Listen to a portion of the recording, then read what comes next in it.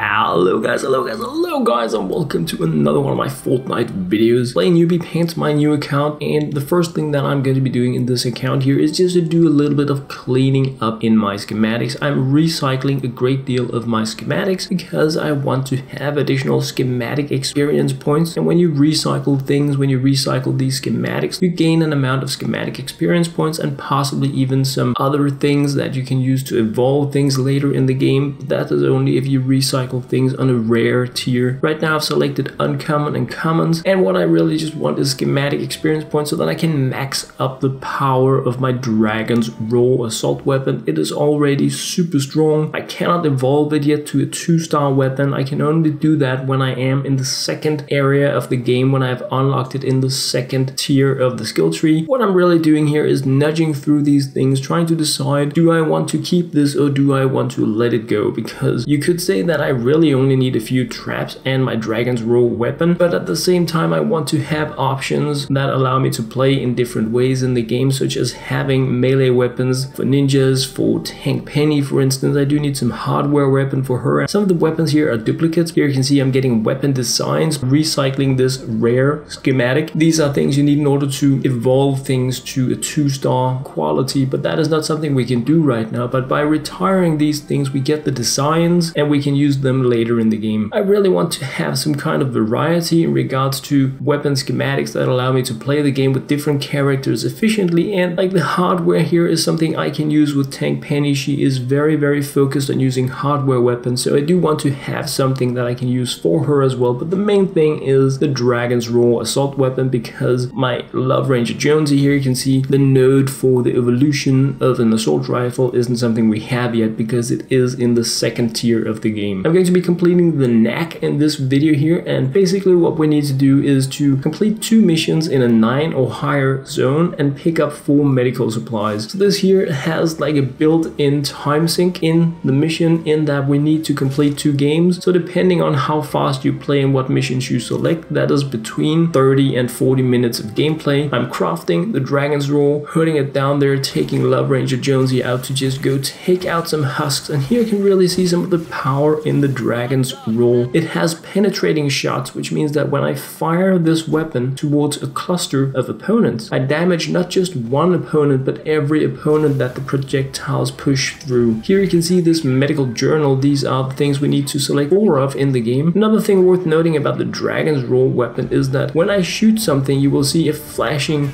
damage that really goes upwards. This is a fire damage color or number, but a really important thing is that once I'm done shooting, you see these lower values coming up as well, and this is the affliction damage over time. It is the burning value. The projectile of this weapon actually sets opponents on fire, so you damage them not just once and not just one opponent, everything that you shoot through, like here, taking out an entire line of opponents with a single shot. And if they don't really take enough damage from the initial headshot or however you shoot them, they're gonna be burning over several ticks afterwards, taking even more damage. That is what makes the dragon's raw weapon insanely efficient. One shot can hit 10 or more husks if you have them lined up, and they take damage not just once but several times. What you saw there, guys, was the firewall ability that I placed in my tactical slot from Tank Penny in the previous video. The husks came to me and they hit me, and they were thrown backwards by this pulse energy, meaning that they took damage, and at the same time as they took damage, they were also pushed away from me, giving me options to damage them once again with my assault weapon. Using the fireworks to just jump up and get a bit of an overview of the game, and ending this video here, I wanted to show you one of the many ways you can often find really cool loot in these maps here. By looking underground in certain locations, you're going to learn how they look, because even though the game maps are randomly generated to some degree, a lot of the things that are fit together are also very much the same, so you can more or less learn how these different things look. And of course, if you have an Outlander with the keen eyes ability, you will be able to efficiently scout for these treasure areas and then also take advantage of that knowledge when you're playing the game with other characters. Dropping a few things to pick things up that I find to be more useful, and for instance flowers that are pretty much just used for healing pads that I really don't like, because I want these stronger traps to take with me for defense missions or even in my storm shield defense, because I don't have that many things to work with in regards to trap schematics. I do have some decent ones, but I haven't really put any experience points into leveling them up and evolving them yet. Well, I can't evolve evolve them yet, just as I can't evolve them with my assault rifle, but just grabbing things that allow me to be a little bit stronger in certain maps. And here we had silver ore, we have some coal, and we have copper ore, meaning that besides getting these really nice things from the actual loot chest, we're getting some crafting materials. The copper and silver ore are used for tier 1 and tier 2 weapon schematics, and the coal is used to make gunpowder that is also used for a great deal of weapons in the game. So rounding up here, the first part of the Knack, just showing you guys my rewards for actually completing this power level 9 map. Things are getting really easy for me because I have a legendary maximum leveled up weapon, I have a higher leveled up legendary soldier, and I have a high account power. So what I'm doing now is playing the game on a super easy tier, meaning that the actual rewards are less interesting than they could be because I'm not really matching up with how hard the game could be for me. But the important thing for me is not as much getting these loot chests as it is completing the base missions in the game that will allow me to progress and move forward. And the important thing with the Knack main mission that we are working on here is that we're getting an epic lead survivor, and we're going to be unlocking the slot for that as well through our skill points so that we can get even stronger in the game. And I'm just fiddling with my storm shield storage here, putting things in there, making sure that I don't carry too much around because I only have 55 slots in my backpack and I do want to be able to pick things up. I'm just moving some things into there. I want to have 999 metal in there at all times so I have something to work with. Completing the second part of the Knack by just completing another Rescue the Survivors mission. I did find all the medical supplies the first time around. I just showed you guys how one of those look. Raking in here, skill points, experience once again, and the rewards for completing the actual mission is coming in here just as we're gonna be grabbing the loot from completing the Knack. The epic, I think I may have said legendary before, but the epic lead survivor that goes into the EMT squad. This here is a medical themed quest that we have completed, and here we're getting that one. We need to unlock this option here in the skill tree in order to be able to slot in that survivor in our EMT squad. So of course I'm starting out by that. It's been freed up here, putting him in. Look at that power, 30. Wow. Immediately upping our home base power to 14. Just nudging these things around so that I can find something that matches with the personality. Then I'm going to be burning my survivor experience points, leveling up the leader. And that, guys, was what I had to share in this video. As always, I hope you enjoyed. Thank you very much and very much for watching Power Level 15.